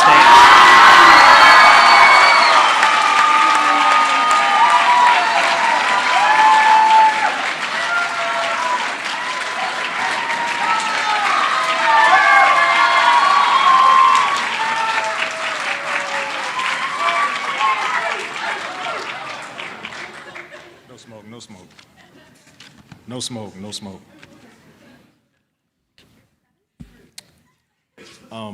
Today it's my honor to recognize a student who truly embodies and embraces the core values of our school. When we talk about the core values of our school, it's not just a list that we hang up around the school in hopes that people will follow them. It started with the very first founders of this great school that created them. The founders created a standard, and that standard is for our students to be kind, be leaders, make lasting impacts on people, and the ultimate goal with everything we do here, expand hearts and minds.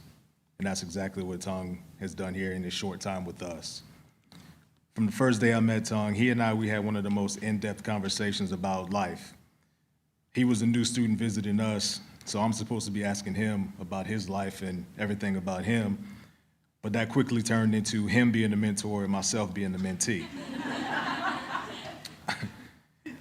He was such a sponge, he just wanted to know who I was as a person, and if you know me, I normally don't have too much to say and often answer with one-word answers to your questions.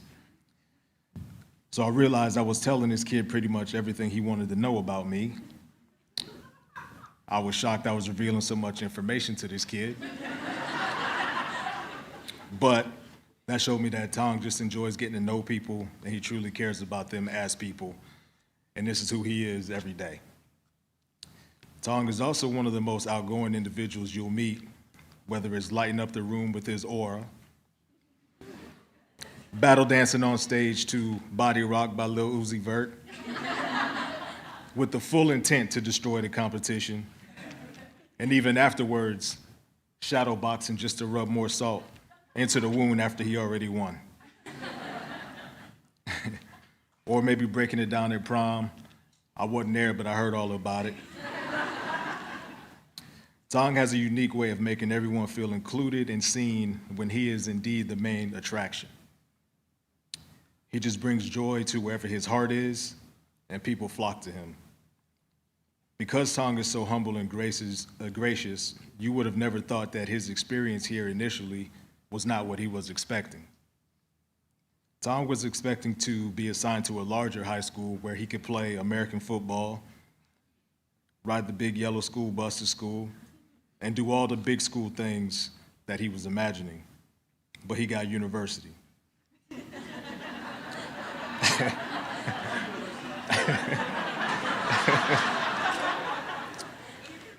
I told him, I said, you know, we're a small school, but we're a mighty school, and you can get a great experience here. I said, all you have to do is dive in and embrace our culture, and that's exactly what he did.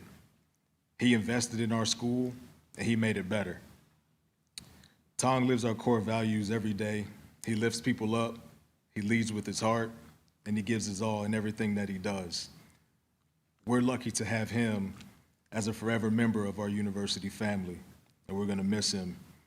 So please join me in congratulating Tong, my boy, AKA TV, with the Core Value Award.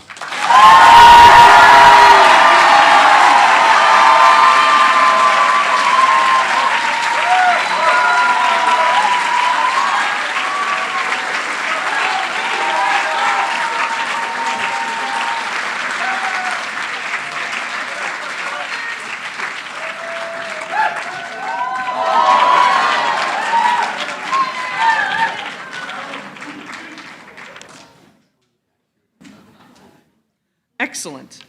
This concludes our Prize Day ceremony, but I have a few announcements for those of you who actually go to school here.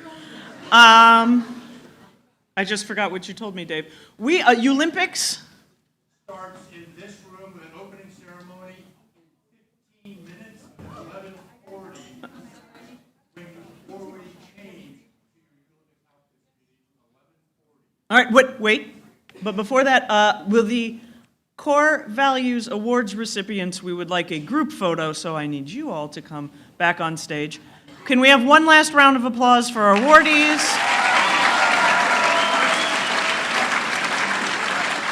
Everyone else may go change for Olympics. Have a great battle. 11:40 in the microphone. I'm saying 11:40 in the microphone, because that is the time that you have to be here, so I'm saying 11:40 again into the microphone. 11:40. It is 11:40.